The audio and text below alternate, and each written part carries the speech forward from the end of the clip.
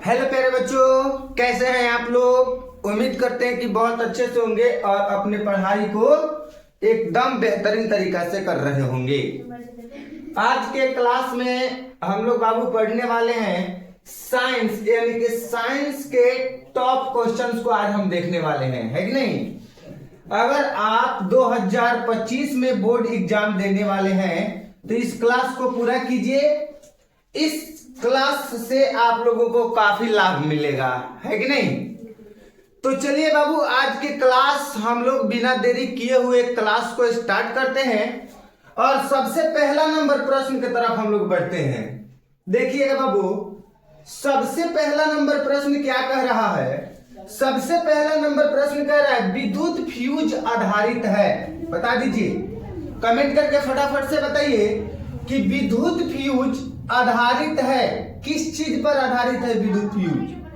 तो विद्युत फ्यूज धारा के ऊष्मीय प्रभाव पर आधारित है। आप लोग याद रखिएगा, ऑप्शन नंबर ए हो जाएगा। आप लोग याद रखिएगा बाबू, ठीक है। चलिए उसके बाद में आगे बढ़ने का प्रयास करते हैं। हीरे का अपवर्तनांक कितना है। हीरे का अपवर्तनांक बता दीजिए, फटाफट से कमेंट कीजिए और कमेंट करके बताइए कि हीरे का अपवर्तनांक कितना है। तो हीरे का अपवर्तनांक 2.42 हो जाएगा। हीरे का अपवर्तनांक 2.42 हो जाएगा, बिल्कुल। आगे देखिएगा दोस्त, आगे बताते हैं आप लोगों को। कह रहा है कि विद्युत शक्ति का एसआई मात्रक, बिल्कुल बता दीजिए फटाफट से। आप लोग कमेंट करके बताएंगे, हम आप लोगों को देख रहे हैं। विद्युत शक्ति का एसआई मात्रक, तो विद्युत शक्ति का एसआई मात्रक क्या हो जाएगा बाबू, आप लोग बता दीजिए। वाट हो जाएगा। क्या हो जाएगा? वाट, ठीक है। चलिए उसके बाद में आगे बताइएगा दोस्त। कह रहा है प्रकाशिक माध्यम कितने प्रकार के होते हैं, बिल्कुल बताइए। प्रकाशिक माध्यम क्या कर रहा है बाबू? प्रकाशिक माध्यम, प्रकाशिक माध्यम कितने प्रकार के होते हैं। तो प्रकाशिक माध्यम 2 प्रकार के होते हैं बाबू, आप लोग याद रखिएगा। प्रकाशिक माध्यम कितने प्रकार के होते हैं बाबू? 2 प्रकार के होते हैं, आप लोग याद रखिएगा, ठीक है बाबू। बिल्कुल बिल्कुल बिल्कुल। चलिए आगे बढ़ने का प्रयास करते हैं। देखिएगा दोस्त, तारे का टिमटिमाने का कारण है। बताओ बबुआ, तारे के टिमटिमाने का कारण क्या है? आप लोग कमेंट करके बताइए। यानी कि तारे का टिमटिमाने का कारण क्या है? तो वायुमंडलीय अपवर्तन। क्या है बाबू? वायुमंडलीय अपवर्तन या वायुमंडलीय अपवर्तनांक, बिल्कुल। आगे बताइएगा बाबू, प्रश्न क्या कह रहा है। कह रहा है कि कार्य करने की क्षमता को कहते हैं। हम लोग कार्य करने की क्षमता, मतलब कार्य करने की जो क्षमता होता है, हम पढ़ा रहे हैं ना, मतलब कार्य कर रहे हैं ना, ये पढ़ाने का जो हमारा क्षमता है, इस क्षमता को हम लोग एनर्जी यानी कि ऊर्जा कहते हैं। आप लोग याद रखिएगा, ऊर्जा के वजह से ही हम कार्य कर रहे हैं, तो कार्य करने की क्षमता को हम लोग ऊर्जा कहते हैं, ठीक है। आगे देखिएगा, विभवांतर का एसआई मात्रक, विभवांतर का एसआई मात्रक क्या होता है। तो आप लोग कहिए सर जी, विभवांतर का एसआई मात्रक वोल्ट होता है। क्या होता है विभवांतर का एसआई मात्रक? वोल्ट होता है, आप लोग याद रखिएगा। चलिए ध्यान दीजिएगा, विभवांतर मापने वाले यंत्र को कहते हैं, बिल्कुल बताइए, कमेंट कीजिए। विभवांतर मापने वाले यंत्र को कहते हैं, बिल्कुल बताइए, क्या कहते हैं विभवांतर मापने वाले यंत्र को? वोल्ट मीटर कहते हैं। क्या कहते हैं? वोल्ट मीटर कहते हैं, बिल्कुल। ध्यान दीजिएगा, ऊर्जा का एसआई मात्रक है। ऊर्जा काफी ज्यादा इंपॉर्टेंट है बाबू। ऊर्जा का एसआई मात्रक। ऊर्जा का SI मात्रक क्या हो जाएगा? ऊर्जा का SI मात्रक जूल हो जाएगा। आप लोग याद रखिएगा। बिल्कुल। चलिए बाबू आगे देखिएगा क्या कह रहा है। क्लोरीन, क्लोरीन यानी Cl, क्लोरीन की परमाणु संख्या कितनी है? तो क्लोरीन की परमाणु संख्या 17 होता है। आप लोग याद रखिएगा। क्लोरीन की परमाणु संख्या कितनी है? तो क्लोरीन की परमाणु संख्या 17 होती है। आप लोग याद रखिएगा। ठीक है दोस्त। चलिए उसके बाद में बता दीजिएगा। देखिए क्या कह रहा है।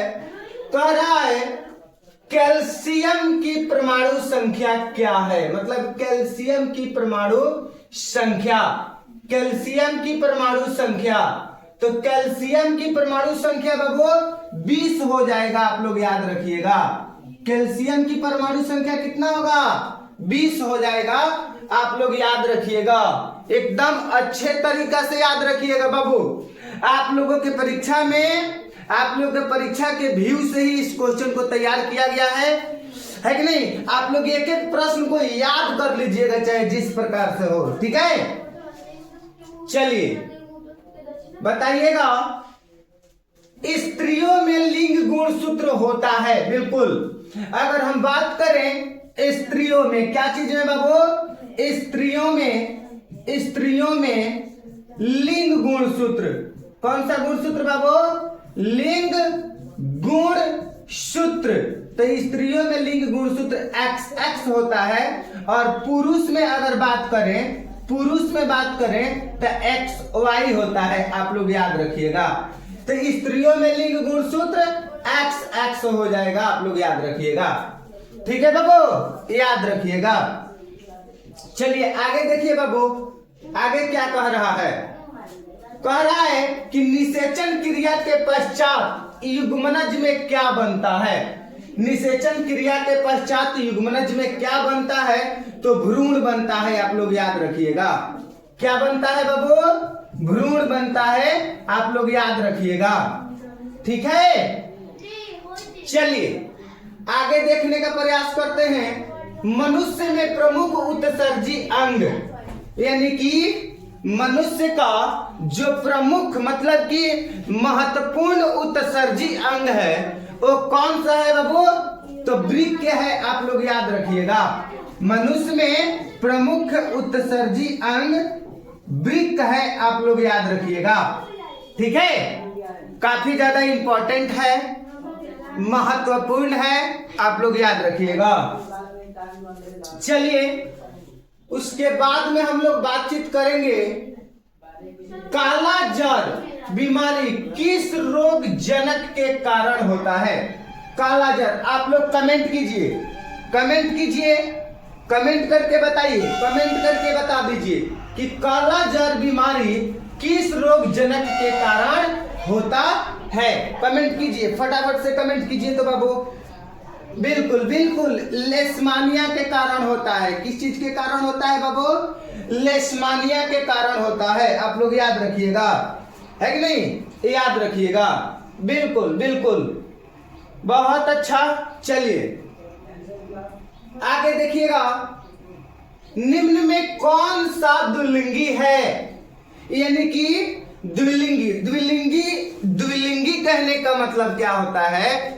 मतलब कि जिसमें मेल रिप्रोडक्टिव सिस्टम और फीमेल रिप्रोडक्टिव सिस्टम, यानी कि मेल का सेक्स ऑर्गन और फीमेल का सेक्स ऑर्गन, है कि नहीं, दोनों एक ही में पाया जाता हो, है कि नहीं, उसे हम लोग द्विलिंगी कहते हैं। समझे? है कि नहीं? मनुष्य एक लिंगी है। मनुष्य में मेल अलग होता है, फीमेल अलग होता है। गाय भी एक लिंगी है। गाय में भी मेल अलग होता है और फीमेल अलग होता है। ठीक है। तो इसमें निम्न में से कौन द्विलिंगी पुष्प है? तो गुलाब पुष्प द्विलिंगी है। ठीक है। इसमें ना मेल रिप्रोडक्टिव सिस्टम और फीमेल रिप्रोडक्टिव सिस्टम दोनों एक ही में पाए जाते हैं। आप लोग याद रखिएगा। बिल्कुल। चलिए आगे देखिएगा। पृथ्वी पर ऊर्जा का मुख्य स्रोत, मतलब कि पृथ्वी के अगर बात करें, पृथ्वी पर ऊर्जा का सबसे महत्वपूर्ण स्रोत, मेन स्रोत, पृथ्वी पर ऊर्जा का सबसे महत्वपूर्ण स्रोत मेन क्या है? तो सूर्य है। आप लोग याद रखिएगा, पृथ्वी पर ऊर्जा का सबसे महत्वपूर्ण स्रोत सूर्य है। आप लोग याद रखिएगा, ठीक है बाबू। चलिए उसके बाद में देखिएगा किलोवाट घंटा मात्रक है। बता दीजिएगा बाबू, किलोवाट घंटा मात्रक है, क्या चीज का है? कमेंट कीजिए, है कि नहीं? कमेंट कीजिए। बिल्कुल, विद्युत ऊर्जा का। किसका है बाबू? विद्युत ऊर्जा का है, ठीक है। आगे बताइएगा, जिस वस्तु से प्रकाश निकलता है उसे कहा जाता है। मान लीजिए कि सूर्य है, सूर्य से प्रकाश निकलता है, ठीक है। उसी प्रकार कहा जा रहा है कि जिस वस्तु से, टॉर्च से भी प्रकाश निकलता है, मोबाइल के फ्लैश हम लोग जलाते हैं उससे भी प्रकाश निकलता है।